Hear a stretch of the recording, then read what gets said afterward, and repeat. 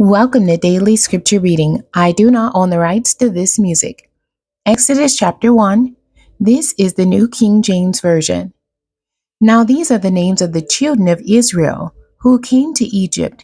Each man and his household came with Jacob: Reuben, Simeon, Levi, and Judah; Issachar, Zebulun, and Benjamin; Dan, Naphtali, Gad, and Asher.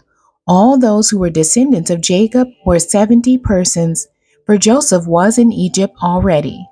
And Joseph died all his brothers and all that generation. But the children of Israel were fruitful and increased abundantly, multiplied and grew exceedingly mighty, and the land was filled with them. Now there arose a new king over Egypt who did not know Joseph. And he said to his people, "Look, the people of the children of Israel are more and mightier than we. Come, let us deal shrewdly with them, lest they multiply and it happen, in the event of war, that they also join our enemies and fight against us, and so go up out of the land." Therefore they set taskmasters over them to afflict them with their burdens.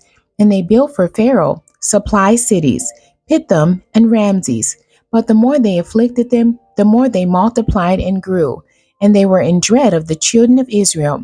So the Egyptians made the children of Israel serve with rigor, and they made their lives bitter with hard bondage, in mortar, in brick, and in all manner of service in the field. All their service in which they made them serve was with rigor. Then the king of Egypt spoke to the Hebrew midwives, of whom the name of one was Shiphrah, and the name of the other Puah. And he said, "When you do the duties of a midwife for the Hebrew women, and see them on the birth stools, if it is a son, then you shall kill him, but if it is a daughter, then she shall live."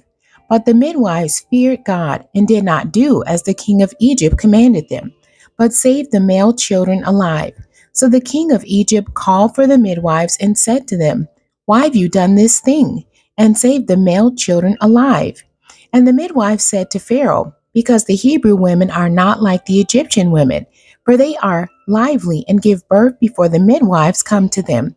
Therefore God dealt well with the midwives, and the people multiplied and grew very mighty. And so it was, because the midwives feared God, that he provided households for them. So Pharaoh commanded all his people, saying, "Every son who is born you shall cast into the river, and every daughter you shall save alive." The end. God bless you, and thank you for joining me today.